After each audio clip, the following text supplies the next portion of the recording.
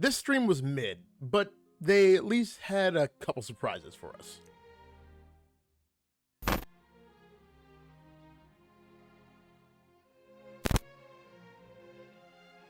So today was Star Wars The Old Republic 7.6 live stream. This was a sit down with the devs. It was about an hour and a half of just a bunch of Swtor information, including a surprise update that I don't think anyone was expecting. So stay to the end for that one. We're going to go ahead and get into this, but before you do, just please let me know if you like the video, hit the like button, and subscribe to the channel for more Star Wars The Old Republic and gaming news.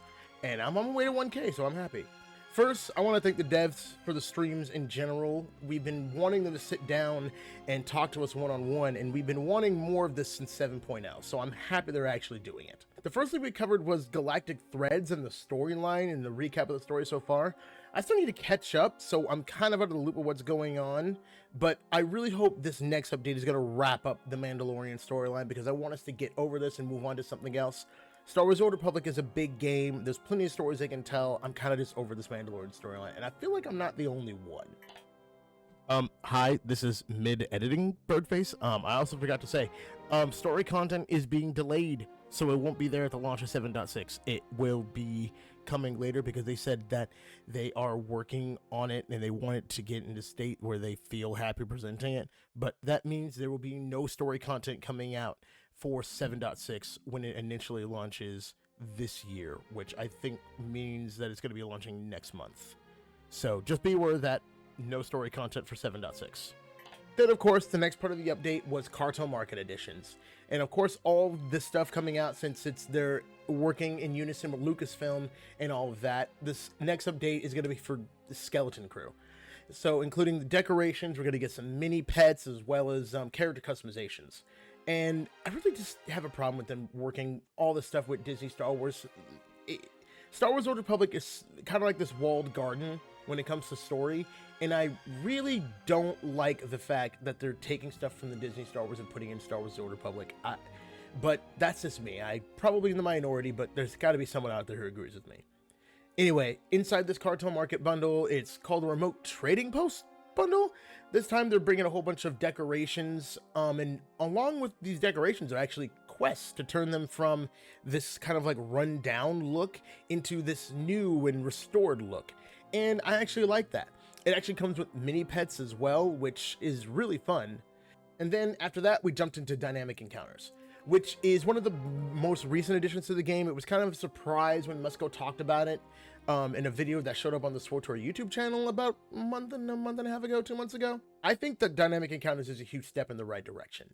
I've been waiting for something else in this game to really give it that PvE, open world, and group content focus, and I really think this is a good step to do that. I just really hope they build on this as the game gets updated. I really hope 7.6 actually has some more of this stuff built in. They said that so far Dynamic Encounters is going to be on Tatooine and Hoth, but I'm assuming that it's going to be on other planets, and I'll tell you why I think it's going to be on other planets later. For those of you who don't know what Dynamic Encounters actually are, they're almost like open world quests. Think about the way Guild Wars 2 does its leveling, where you have like a symbol on the map where you go up to it and then everyone kind of just joins in on this quest to get it done. Then after that, everyone gets rewards.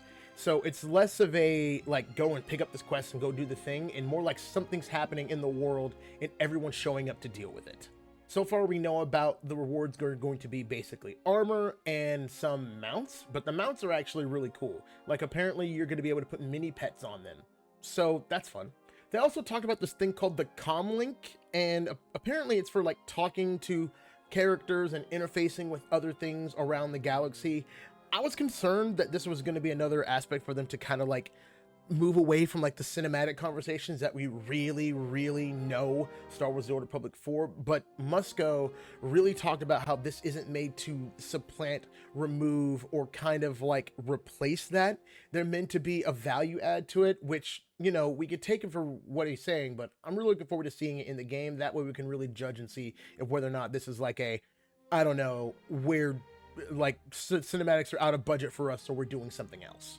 The way they talked about it was they said it was going to be kind of like the holocom for certain quests. Like, so you know how in the storyline or in other quests in the game, you use a holocom to like talk to someone at a distance, and you get to finish the quest that way, or you just get to interface with another character the same way the holocom kind of adds to the cinematics. That they're planning to do that with the comlink. And if it's something like that, I'd be completely down for it. That seems fun.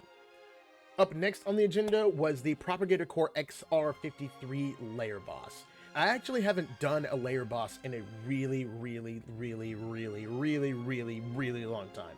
I used to farm Korriban's Palace back in the day, but I haven't really touched any of the real like operation level stuff for a long time, except for that random time like the week before last where I ran a Korriban's Palace. It's been a long time. But this layer boss actually seems like a lot of fun the way they're talking about it. Apparently, XR53 is like a droid that was aboard Malgus's space station during the False Emperor flashpoint, and when it crashed down to the planet, it just had to rebuild itself, so it was kind of taking resources and other things to kind of remake itself and make more droids, and now it's a boss and we get to go fight it. I do plan on gearing up to eventually do it, just like I plan on gearing up and finally catching up on all the operations I haven't done. I can tell they're leaving a lot of details out because they want to leave the surprise in, so I really can't wait to dig into it. It's going to be a lot of fun.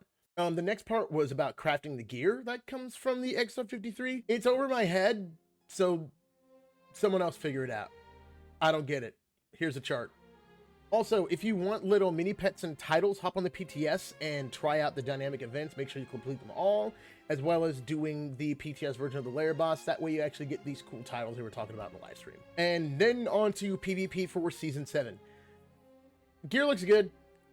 I don't PvP, so hooray. Next thing, Life Day starts on December 10th. New gear, new mounts, looks nice. The new Reveler gear actually looks really cool. You can dye it and stuff like that. I know I'm going to be jumping around. Talk something about hugging Wookiees. Hugging Wookiees sounds like fun. They also talked about finally bringing the game to Mac. For those of you who actually plan on playing on Mac when it comes out. I don't know how many of you are there. I'm going to assume maybe 2.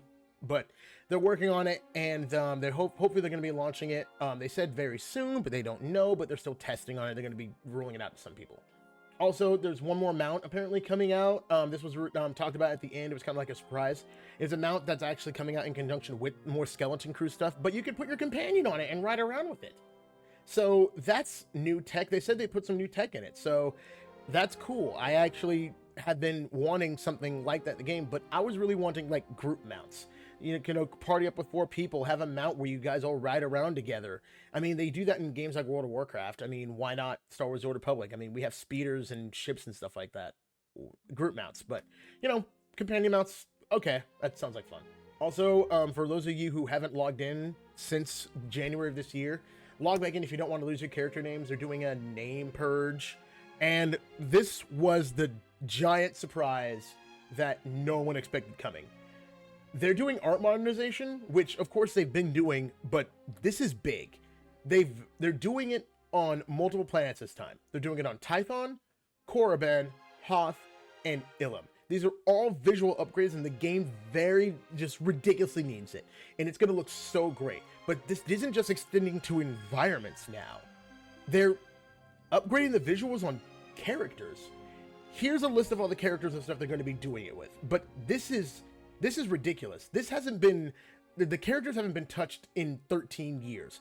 The characters have looked the same they have since 2011 when the game launched. So this is actually something fantastic I'm super stoked about. The art modernization is definitely the highlight of the dev stream, and they really kept it under wraps. They actually said that they put it somewhere else so that it wouldn't be data mined, which it's funny because I would have seen it by accident because of what I'm working on with my HUD video. But yeah, like the data miners didn't find it. They had it all put off to the side, but your characters are getting updated, and it actually looks really, really good. So where I'm sitting at with this stream, I mean, truth be told, I'm at about a 5 out of 10. I was hoping to hear more about the gameplay rather than just like items, the advanced cartel market, and like a few other things. I was really wanting to hear more about dynamic events, and I wanted to see what else they're doing in conjunction with dynamic events, because I know they have other things planned. I was happy to see the PTS updates and the layer boss coming out. I just want more group content. This stream would have been a massive W for me, at least if they announced that they were going to be doing another raid. If they were just, hey, we're doing another raid, it's Mandalorian themed, which that would be freaking sick. But a layer boss is better than nothing. The art modernization is a massive win, but other than that, I'm still very in the middle of the road about this dev stream. I can't wait to see more for 7.6 and what's coming later, but since dynamic events are a step in the right direction, I can't really be down on them too bad. So I'm just going to be optimistic and see what's coming to the future. But that's everything from the live stream and my thoughts on what's coming next with Star Wars: The Old Republic. Stay tuned here on the YouTube and on my Twitch, because I'll definitely be doing some streaming, trying to catch up with the story of the game, and trying to do my best to gear up and catching up on some of those ops and getting ready for the layer boss when it comes out for 7.6. But if you guys like this video, please don't forget to hit the like and subscribe to the video if you want to stay up to date with more Star Wars: The Old Republic news and gaming news and more lore content coming to the channel.